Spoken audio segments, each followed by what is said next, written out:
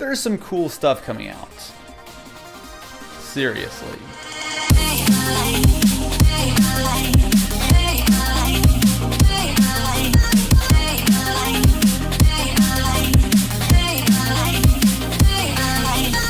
Starting off at number 5, we have Touch ID.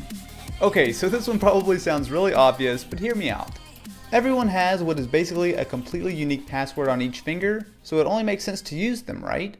Fingerprint scanners have been around for a while now, in laptops and even an Android phone a couple years ago, the Motorola Atrix 4G.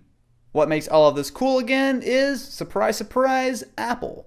So the iPhone 5S has Touch ID, which is a fingerprint scanner built into the home button.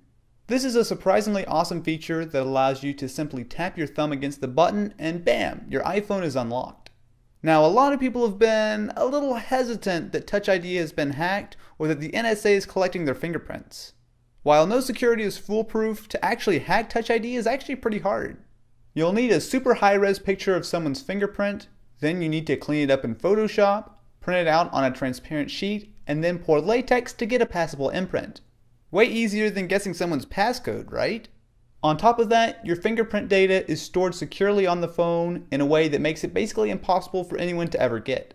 It's basically a win-win for keeping your phone secure and still simple to use, all with the power of your thumb. At number 4, we have Google Fiber. Okay, I'm just going to throw this one out there. I'm incredibly jealous of everybody who has Google Fiber. It's just basically the greatest thing ever.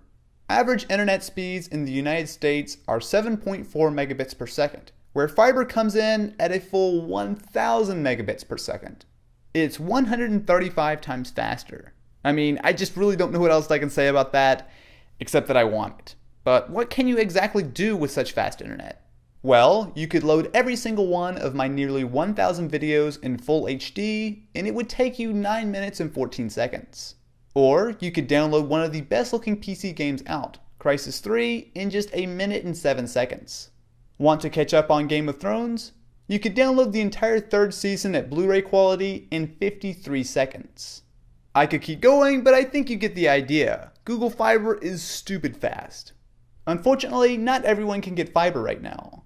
It's available in Kansas City at the moment, and they're expanding to Provo, Utah and Austin, Texas. So while you and I probably won't have fiber anytime soon, super fast internet is coming and I can't wait. At number 3, we have the Oculus Rift. Earlier this year at E3, I got to try Oculus Rift, this goofy looking headset right here. Now basically it's a screen with a couple of bits of optics as well as a motion sensor inside, and it is one of the coolest pieces of tech that I've seen in a long time. It's a full 3D virtual reality headset, and it is the most immersive way I've ever played a video game. Thanks to the head tracking, you can look around in-game and actually see what's going on, which is incredibly awesome. The display built into the Oculus is only 1280 by 800, which when it's right in front of your face is fairly low resolution, however the final consumer version will be 1080p. One of the coolest things about the Rift is how easily you forget you're wearing it. Because you see a different image with each eye, the 3D is totally natural, unlike 3D movies for example, and even if you wear glasses, you can just swap whatever lens you'd like in and you're good to go. I've been playing with the Rift for a little while now, and once the final version is ready, it's going to be practically a must-have for gaming. At number 2, we have 3D printing. Okay, so this is definitely the weirdest sounding thing on my list. I mean, come on, even normal 2D printers still suck. A 3D printer will typically use plastic to print layer after layer of material down until a full model is complete.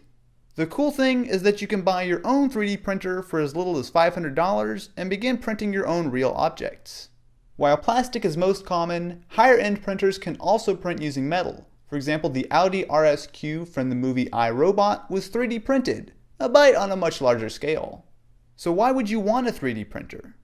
Well, right now it's fairly limited as far as the size of the objects that you can print, unless of course you've got yourself a pile of money to get a really big, expensive 3D printer. However, things are improving very quickly. Earlier this year, the company Defense Distributed was able to print all the parts needed to put together a 3D printed gun. While that's probably illegal, 3D printing definitely isn't. And as printers get more and more advanced and cheaper, I can see all kinds of awesome uses for them soon. Coming in at number 1 is Google Glass. As far as new tech goes, it's hard to beat Glass. This brings a lot of what's great about your smartphone and it puts it on your face. Right now, Google has released the Explorer edition of Glass, which while a little basic, still lets you pull up useful data like directions with Google Maps. The way it works is that it has a small translucent crystal display that's up above your eye, so that when you're not using Glass, you can totally forget it's there. However, when you need to look something up, for example, bam, it lights up and you're good to go. It's also got a built-in camera, which is a surprisingly awesome feature to snap a picture or video totally hands-free. Just like smartphones and tablets have blown up over the last few years, wearables like Glass are definitely the next big thing. Samsung has just released the Galaxy Gear smartwatch, and the Pebble has been out for a little while. However, for me, nothing quite matches up to the power of having all this technology built inside your glasses. I can honestly see a future version of Glass replacing the smartphone, giving Google Glass the #1 spot in my top 5 coolest new tech. So now it's your turn. What is some of the cool new tech things that you guys are most looking forward to? Definitely be sure to let me know what you think in the comments below. Anyway, I want to thank the sponsor for this video, Ting. Ting is mobile that makes sense. There are no contracts to sign, and you won't be stuck with an outdated phone for 2 years. Unlike most plans, with Ting you only pay for what you use. For example, if you use less data this month than last month, your bill will actually go down, which is awesome. To see how much you could save if you switch, Ting has a savings calculator. For me, switching to Ting would save me on average $54 a month, and that includes things like tethering, which sometimes costs extra. If you want to check Ting out and support the channel, go to austin.ting.com and you'll save $25 on buying a Ting device, or get a $25 credit if you bring your own phone. That's austin.ting.com, so go check it out. Thank you so much for watching. If you enjoyed, definitely be sure to subscribe to the channel so you catch lots more videos like this and you're always kept up to date with the latest and greatest. Anyway guys, I will catch you next time.